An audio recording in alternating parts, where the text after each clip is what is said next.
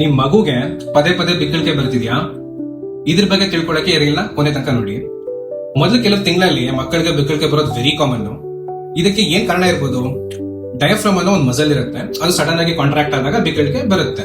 Also ಕೆಲವೊಂದ್ಸಲ over feeding ಆದಾಗ, R ಮಗು ಹಾಲು ಕುಡಿಬೇಕಾದ್ರೆ ಜಾಸ್ತಿ ಗಾಳಿ ನುಗ್ಕೋಬಿಟ್ಟಾಗ, ಆರ್ ಸಡನ್ ಆಗಿ ಟೆಂಪರೇಚರ್ ಚೇಂಜ್ ಆದಾಗ ಮಕ್ಳಿಗೆ ಬಿಕ್ಕಳಿಕೆ ಬರುತ್ತೆ. ಸೊ ಇದಕ್ಕೆ ಸೊಲ್ಯೂಷನ್ ಏನು ಆಗಿದ್ರೆ, ಮಗುಗೆ ಪ್ರತಿ ಸಲ ಫೀಡ್ ಆದ್ಮೇಲೆ ಕರೆಕ್ಟ್ ಆಗಿ ತೆಗಿಸ್ಬೇಕು. ಸ್ಲೋ ಆಗಿ ಫೀಡ್ ಮಾಡಿಸ್ತಾ ಮಧ್ಯ ಬೇಕಿದ್ರೆ ಮತ್ತೆ ಮತ್ತೆ ತೆಗೆಸ್ಕೋಬಹುದು. ಆರ್ ಪ್ರತಿ ಸಲ ಫೀಡಿಂಗ್ ಆದ್ಮೇಲೆ ಸ್ವಲ್ಪ ಹೊತ್ತು ಅಪ್ರೈಟ್ ಪೊಸಿಷನ್ ಅಲ್ಲಿ ಇಟ್ಕೊಳ್ಳೋದ್ರಿಂದ ಸ್ವಲ್ಪ ಮಟ್ಟಿಗೆ ಬಿಕ್ಕಳಿಕೆನ ತಡಿಬಹುದು. ಬಿಕ್ಕಳಿಕೆ ಸಾಮಾನ್ಯವಾಗಿ ತನಿಗೆ ತಾನೇ ಕಮ್ಮಿ ಆಗುತ್ತೆ, ಏನು ಔಷಧಿ ಬೇಕಾಗಿಲ್ಲ. ಅಕಸ್ಮಾತ್ ನಿಮ್ ಮಗು 1 ಗಂಟೆಗಿಂತ ಜಾಸ್ತಿ ಬಿಕ್ಕಳಿಸ್ತಿದ್ರೆ, ಅವ್ರು ವಾಂತಿ ಮಾಡ್ತಿದ್ರೆ, ಅವ್ರು ಏನಾದ್ರೂ ಉಸಿರಾಡಕ್ಕೆ ಅವ್ರು ಫೀಡ್ ಮಾಡೋಕ್ ತೊಂದರೆ ಆಗ್ತಿದ್ರೆ, ಪೇರೆಂಟ್ಸ್ ದಯವಿಟ್ಟು ನಿಮ್ ಮಗುನ ಒಂದ್ಸಲ ಪೀಡಿಯಾಟ್ರಿಷಿಯನ್ ಗೆ ತೋರಿಸಬೇಕು. ಸೊ ನ್ಯೂ ಬಾರ್ನ್ ಬೇಬೀಸ್ ಅಲ್ಲಿ ಬಿಕ್ಕಳಿಕೆ ಬರೋದು ವೆರಿ ಕಾಮನ್, ಚಿಂತಿಸಬೇಡಿ.